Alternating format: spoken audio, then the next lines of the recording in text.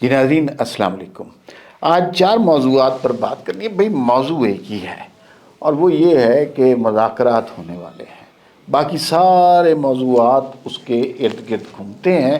اور معاملہ یہ ہے کہ کچھ عرصہ پہلے سچی بات ہے یہ خواب لگتا تھا، یہ لگتا تھا کہ کسی کی خوش فہمی ہے یا فیک نیوز ہے یا پروپیگنڈا ہے، کیا ہے کہ مذاکرات پاکستان میں ہوں گے، پاکستان اتنی بڑی جنگ میں ثالثی کا کردار ادا کرے گا اور پاکستان میں امریکہ کے نائب صدر آ رہے ہوں گے اور پاکستان اس سارے مذاکرات کو ہوسٹ کر رہا ہوگا، اسلام آباد اکارڈ ان مذاکرات کا نام ہوگا۔ یہ سچویشن ہم نے پہلے نہیں سوچی تھی اور وہ جو خواب دیکھا گیا تھا وہ خواب اب تعبیر بنتا جا رہا ہے، چیزیں درست سمت میں جا رہی ہیں۔ پاکستان جس مقام پہ کھڑا ہے یہ سچی بات ہے ہم نے تصور نہیں کیا تھا اور بہت ساری چیزیں تبدیل ہو گئی ہیں۔ پاکستان کو دنیا میں جس طرح ڈسکس کی جا رہا ہے، آسٹریلیا، انگلینڈ، امریکہ، یورپین یونین، فرانس، اٹلی، ہر جگہ سے پاکستان کی تہنیت کے پیغامات آ رہے ہیں۔ یہ اس طرح کم از کم ہمیں اپنی زندگی میں یاد نہیں ہے کہ اتنے زبردست طریقے سے پاکستان کی امن کی کوششوں کو سراہا جائے گا، تو بہت زیادہ امپورٹنٹ یہ ہے۔ دوسری بات یہ ہے کہ آج رات کو دونوں وفود آ جائیں گے۔ جو امریکہ کا وفد اس میں 3 لوگ شامل ہیں بنیادی طور پہ، اس میں ان کے وزیر خارجہ ہیں اور پھر ویٹکاف صاحب ہیں، وہ نہیں اس میں ان کے نائب صدر ہیں اور جے ڈی وینس، اور اس کے بعد ان کے مشیر ہیں ویٹکاف، اور ڈونلڈ ٹرمپ کے داماد ہیں کشنر صاحب۔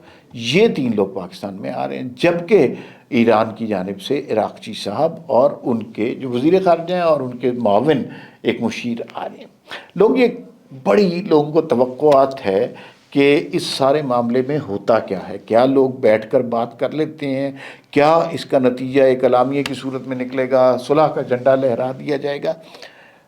مجھے یوں لگتا ہے کہ یہ بڑی حیران کن کارروائی ہوگی، اس لیے کہ چند دنوں پہلے 2 دن پہلے دنیا تیسری عالمی جنگ کے دہانے پر کھڑی تھی۔ ڈونلڈ ٹرمپ ایک تہذیب کو، ایک ملک کو ختم کرنے کے در پہ تھا اور آج اچانک یہ لوگ ایک میز پر بیٹھے آپس میں بات کر رہے ہیں۔ ہر شخص کے ذہن میں ایک بات ہے، یہ مذاکرات کتنے کامیاب ہوں گے، کتنی چیزیں بہتر ہوں گی اور کتنی جلدی کامیاب ہوں گے، اس کا اعلامیہ کیا آئے گا کہ ایک دفعہ پھر تو نہیں جنگ شروع ہو جائے گی۔ اس میں یہ بات بہت امپورٹنٹ ہے کہ یہ مذاکرات ہونا بڑا امپورٹنٹ ہے، اس لیے کہ اگر مذاکرات درست سمت میں جا رہے ہیں تو اس کا مطلب ہے کہ اس کے پس منظر میں کچھ ہے۔ میں نہیں سمجھتا کہ امریکہ کا نائب صدر اور جو ایران کے وزیر خارجہ ہیں وہاں بیٹھ کر ایکچولی امن کی صورتحال پر کوئی فائنل فیصلہ لیں گے۔ مجھے یوں لگتا ہے کہ فائنل فیصلہ ہو چکا ہوگا، کیونکہ اس طرح کی ڈسکشن کے اندر فیصلہ نہیں ہوگا، فائنل فیصلہ ہو چکا ہوگا، خد و خال بن چکے ہوں گے اور مجھے یوں لگتا ہے کہ دنیا امن کی جانب جا رہی ہوگی اور یہ ایک بہت ہی اچھی بات ہے۔ بہت سی توقعات ہیں، بہت سے خدشات ہیں اور بہت سے امکانات ہیں۔ توقعات یہی ہیں کہ دنیا میں امن ہو جائے، آبنائے ہرمز بھی کھل جائے اور ایران پر حملے بھی ختم ہو جائیں، یہ توقعات۔ خدشات یہ ہیں کہ اسرائیل نے کل پھر لبنان پہ حملہ کر دیا اور اسرائیل کی ہر وہ کوشش ہے کہ ان مذاکرات کو ناکام کیا جائے اور وہ پھر بھی اس طرح کی حرکت کرے گا، تو اس کا مطلب ہے کہ دنیا اس چکر میں رہے گی، کبھی آبنائے ہرمز کھل گئی کبھی نہیں۔ انڈیا کا رول بڑا عجیب سا ہے، انڈیا بالکل لیفٹ الون فیل کر رہا ہے، کوئی انڈیا کی طرف توجہ ہی نہیں کر رہا، کوئی انڈیا کا نام ہی نہیں لے رہا اور تھرڈ ریٹ ملک کی طرح انڈیا کو ٹریٹ کیا جا رہا ہے۔ بلکہ آج تو وہ عمر عبداللہ جو کہ مقبوضہ کشمیر کے وزیر اعلیٰ ہیں، انہوں نے بھی کہہ دیا کہ پاکستان کی سفارتکاری کی تعریف کر دی.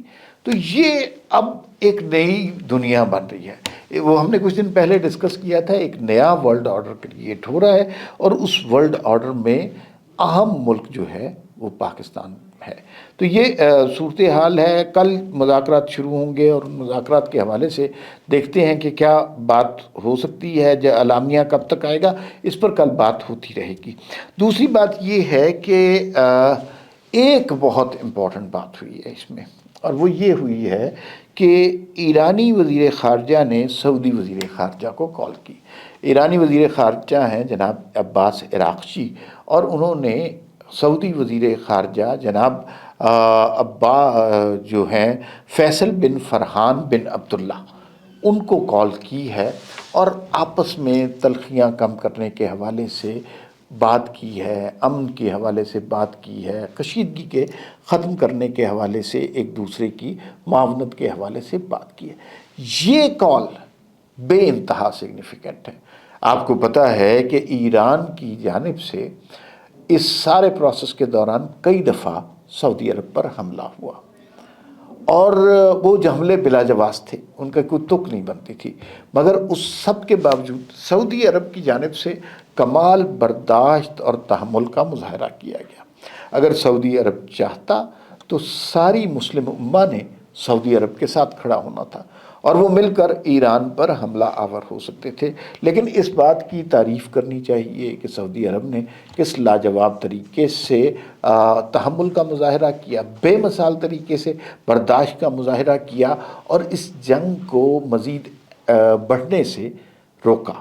تو یہ ایک بہت بڑی کامیابی ہے, اور اس کے نتیجے میں مجھے یوں لگتا ہے کہ ان دو ممالک کے دو طرفہ تعلقات بھی بہتر ہوں گے, اور ایران کی جانب سے آئندہ کے لیے کبھی سعودی عرب پر حملے کی کوشش نہیں کی جائے گی.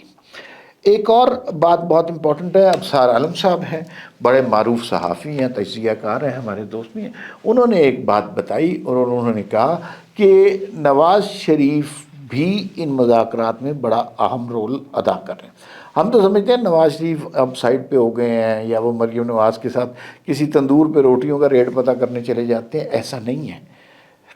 نواز شریف کی انٹرنیشنل حیثیت ابھی بھی باقی ہے, اور نواز شریف نے 2 دفعہ جب مذاکرات ختم ہونے لگے, جب بات چیت ختم ہونے لگی, جب مذاکرات کی بساط الٹنے لگی, اس وقت, اور ایران کی کچھ ریزرویشن تھی جس پر وہ بالکل نہیں مان رہے تھے, اس موقع پر نواز شریف نے اپنا رول ادا کیا, اور ایران کے جو صدر ہیں مسعود پزشکیان, ان کے ساتھ نواز شریف کے بڑے اچھے ذاتی مراسم ہیں.